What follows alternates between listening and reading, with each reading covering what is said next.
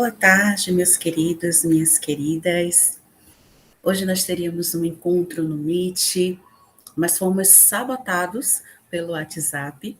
Mas isso não vai nos impedir de, pelo menos, ter uma ideia do que nós iríamos fazer na aula de hoje. Acompanhe aqui essa exposição.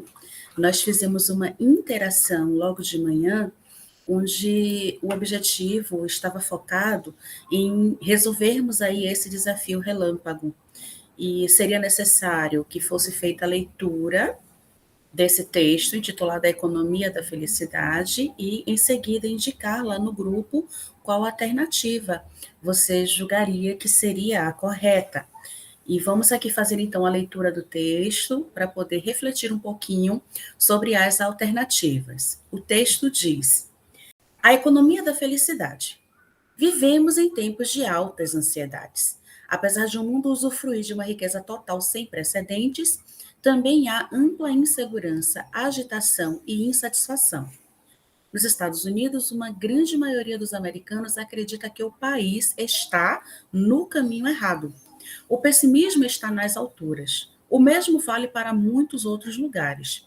Essa situação como pano de fundo, chegou a hora de reconsiderar as fontes básicas de felicidade em nossa vida econômica. A busca incansável de rendas maiores vem nos levando a uma ansiedade e iniquidade sem precedentes, em vez de nos conduzir a uma maior felicidade e satisfação na vida. O progresso econômico é importante e pode melhorar a qualidade de vida, mas só se o buscarmos junto com outras metas. Temos aí as alternativas. Esse texto trata da. O que esse enunciado aí está querendo de vocês, enquanto vocês tentam responder de acordo com o que está sendo, né, solicitado. Você precisa perceber que ele está querendo saber qual é o tema ou o assunto principal de que trata o texto. E eu sempre tenho reforçado isso nas aulas. Muito cuidado, porque tem algumas questões em que você vai ter várias alternativas que são condizentes com algo compreensível, que está de acordo com a realidade. Mas você tem que olhar para o texto. Nesse texto em especial, qual é o foco principal? Seria a ansiedade do mundo contemporâneo? Seria a busca por maiores rendas? Seria a insegurança vivida pelo homem?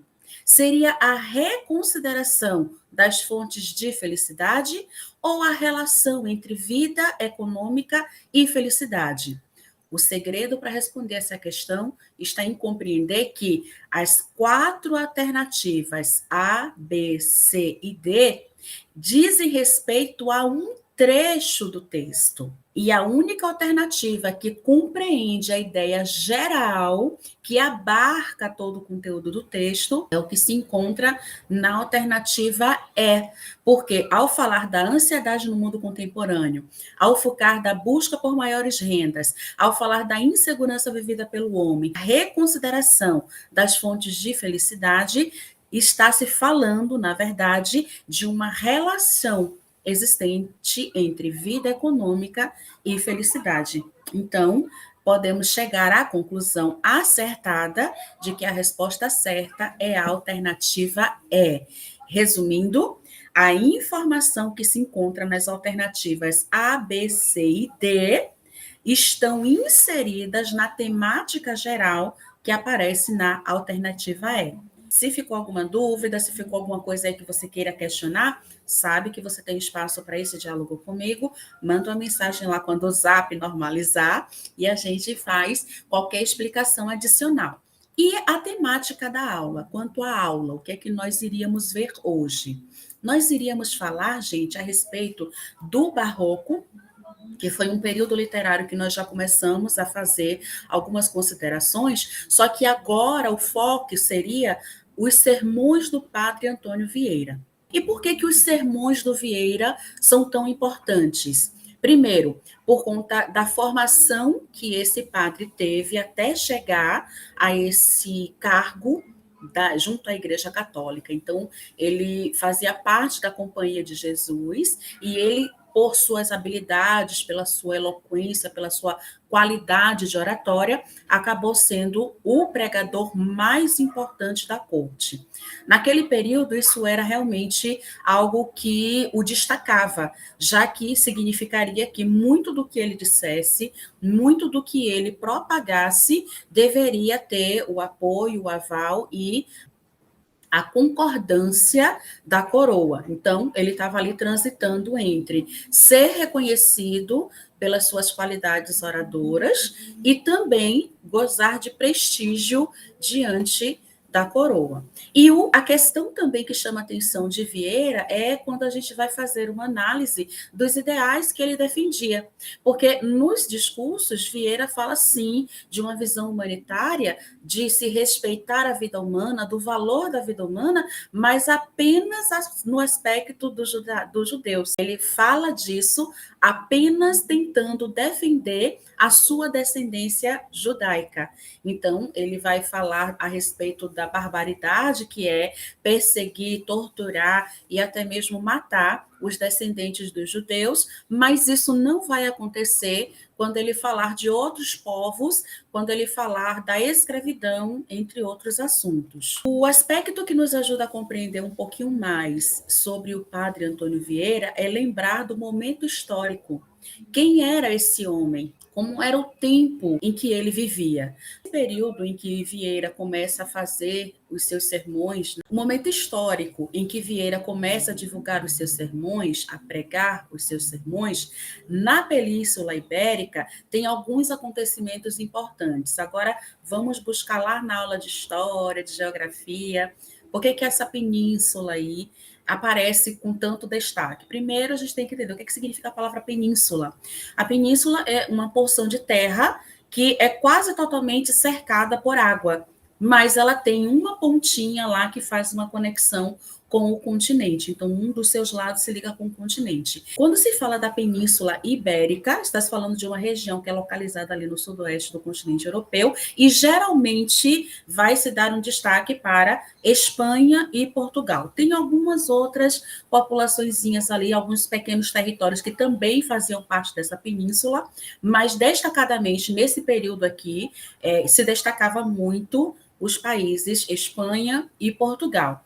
E lá nessa região da Península Ibérica estava acontecendo a reforma protestante. E o que é essa reforma? Eram ideias que propunham reformas ante o desagrado de algumas questões com a Igreja Católica. E os dois nomes principais foram Lutero e Calvino. Então, a Igreja Católica, em virtude da expansão das ideias, né, reformistas, eles usam várias ferramentas para tentar fazer com que a hegemonia da Igreja Católica não seja abalada, e uma dessas ferramentas, um desses instrumentos, foi a Companhia de Jesus, que se caracterizou como uma medida da Igreja Católica para rebater, para combater o progresso da reforma protestante em todo o território sob influência desses países, em especial Portugal e Espanha. E um dos integrantes dessa Companhia de Jesus é o padre Antônio Vieira. Quais eram as principais características, né? O que era defendido por Vieira? Ele defendia o catolicismo, ele fez a propagação dessa religião no Brasil, então índios, africanos, todos que tinham contato com as terras em domínio português, o catolicismo, por meio da Companhia de Jesus, passava por esse processo de catequese. E em seus discursos também, Vieira, ele não somente mostra que estava por dentro do que estava acontecendo com o período das grandes navegações, como ele também faz um discurso apoiando e defendendo que a Península Ibérica, né, o domínio ibérico, seja caracterizado como a fonte de salvação dos nativos americanos, que era chamado, então, naquele período, de Novo Mundo. Quais as características, então, que o Vieira vai trazer nos textos dele? Lembram dessa palavrinha aqui, ó, o conceptismo? A gente falou um pouco sobre esses termos quando nós estávamos lá conhecendo a característica estética barroca, certo? E é uma característica que se compõe de fazer textos usando-se de raciocínios complexos. Os autores que fazem uso do conceptismo usam raciocínios complexos, então fazem uma argumentação muito bem elaborada, fazem citações bíblicas, que é uma estratégia argumentativa chamada citação de autoridade, e vão se utilizar de diversas figuras de linguagens. Aqui eu estou destacando algumas: as metáforas, as analogias, hipérboles, comparações e silogismos. Lembrando que fica aí ao cargo de vocês, como uma espécie de deverzinho de casa para a vida, fazer a pesquisa do que são, quais são as características e ver exemplos desse tipo de figura de linguagem. Combinado? Façam isso. Se tiver qualquer dúvida, entre em contato comigo. Principalmente porque isso aqui já foi conteúdo trabalhado lá no início do ano.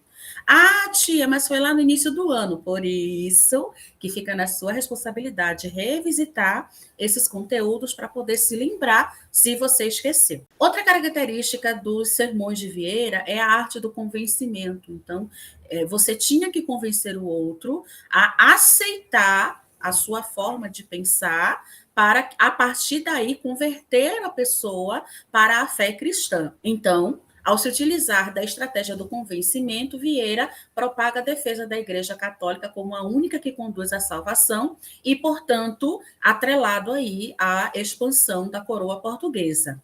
E uma outra questão é o dogmatismo, que é um termo utilizado para poder definir que você não deve questionar se o padre está dizendo, ele está citando a autoridade, que é a Bíblia, ele usa personagens bíblicos, usa até o Filho de Deus como autoridade para dizer, ó, não questiona. Ou seja, ele fazia a aplicação da informação encontrada na Bíblia, e se ele está dizendo que a Bíblia tem indícios de que o negro deveria ser escravo, o negro não deveria questionar isso, devia aceitar a sua condição e, a partir daí, seguir o seu destino para poder obter a salvação. Nesse aspecto aqui que o Vieira chegou a ser também um pouco criticado, porque ele defendia o não tratamento desumano do povo judeu, mas, em contrapartida, ele dizia que o negro deveria aceitar sua condição de escravo. Né? Então, vale salientar que já nesse período aqui,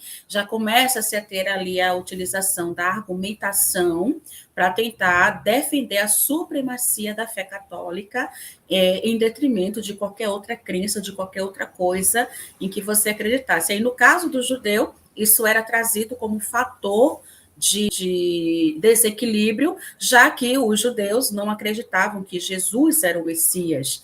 Então, para a fé católica, que recebe até o nome, né, de cristã, então Cristo é a base. Como é que você nega a Cristo como sendo o Messias? Aí esse tipo de conflito já começa ali a criar esse tipo de atrito, e quem se colocasse contra, a Santa Inquisição ia lá e fazia algumas manobras nada gentis, como tortura, perseguição e, em alguns casos, sim, a morte. Vamos fazer aqui uma análise de um trecho de um dos sermões de Vieira.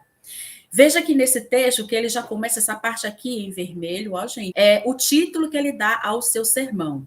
E é bem interessante que ele usa o tema em latim. Aí observe, né? Ele, por exemplo, iria fazer a propagação desse sermão em terras americanas, mas os nativos nem sequer falavam português. Que dirás latim? Mas isso era uma estratégia, inclusive a citação de partes em latim era considerada como uma forma de eloquência, e o Vieira vai fazer uso disso de maneira bastante intensa. E ele usa a fonte bíblica do Evangelho segundo Mateus como a base de justificativa dos seus argumentos. Lendo esse texto, você vai observar que ele tem algumas características que vai tornar um pouquinho difícil de compreender. E esse texto, esse recorte que vocês estão observando aí agora no slide, não é na forma como foi escrito. Aqui já tem uma certa adaptaçãozinha, mas ainda assim existem algumas construções, algumas inversões que você precisa, às vezes, ler mais de uma vez para poder entender. Então, vamos ver como é que nesse sermão aqui, que é o chamado Sermão 14º, ou Sermão 14, em que ele dá como título Maria Dequanatus est Jesus, quic vocatur Christus. Então, a tia não está falando em línguas. Aqui é só uma tentativa de dizer o que é que o Vieira estava defendendo quando ele criou aí esse sermão. E o texto começa então dizendo o seguinte: suposto, pois, que nem é lícito ao pregador apartar-se do tema, nem o tema nos oferece outra coisa mais que um filho nascido de Maria, multiplicando este nascimento em 3 nascimentos. Esse nascido em 3 nascidos, e este filho em 3 filhos, todos 3 nascidos de Maria Santíssima. Essas palavras que eu destaquei aí é para vocês observarem o encadeamento das argumentações de Vieira. Então, ele está fazendo uma referência aí do nascimento de Jesus, coloca Maria como uma mulher santíssima, então ela não é só santa, ela é santíssima, então ele usa aí o grau superlativo no santíssima para exatamente evocar a superioridade, e isso também como estratégia de dizer, olha, não pode contestar, porque ó, já coloquei no grau superlativo, então é isso aqui. Segue o texto. Primeiramente, digo que temos hoje nascido de Maria a Cristo Senhor nosso. Veja aqui essa inversão. Então, em vez de dizer a Cristo nosso Senhor, ele usa o Senhor nosso. Não como nasceu há 3 dias, mas com outro nascimento novo. E que novo nascimento é este? É o nascimento que nasceu da mesma mãe daqui a 33 anos, não em Belém, senão em Jerusalém. Veja que ainda tem uma rimazinha. Então, não é fraco não esse Vieira, hein? Isso é o que diz o nosso texto. E provo. Maria dequanatus est Jesus qui vocatur Christus. 2 pontos. Maria, da qual nasceu Jesus, que se chama Cristo. Cristo quer dizer ungido. Jesus quer dizer Salvador. Preste atenção nesse vocabulário que ele vai usando para poder compreender o desfecho no último trecho que vamos verificar no final. Segue o texto. E quando foi Cristo Salvador? E quando foi ungido? Foi ungido na encarnação e foi Salvador na cruz, quando por meio da morte pelo preço do seu sangue salvou o gênero humano. Nasceu o filho crucificado na sua cruz e pariu a mãe crucificada na cruz do filho. A razão, como dizia ao princípio, não foi outra, senão porque Cristo no primeiro parto nasceu propriamente Cristo. E neste segundo nasceu propriamente Jesus. O segundo filho da mesma Virgem Maria e nascido também no Calvário, e com novo e segundo nascimento foi São João. Então, veja que ele vai trazer as palavras Salvador, ungido, morte, preço, sangue, gênero humano, criando uma interdependência entre essas palavras e dizendo, olha, Cristo é o Salvador. Ele veio e ele sofreu. Olha o preço que ele pagou. Ele teve que derramar o seu sangue. Então, ele está exaltando o que aconteceu com Jesus como algo que um determinado público vai ter que dar uma certa atenção. E ele vai falar aí de nascimentos. Então, ele fala de um primeiro nascimento, apenas como uma criança comum, uma criança normal, e um segundo nascimento, que é quando ele se torna o Cristo.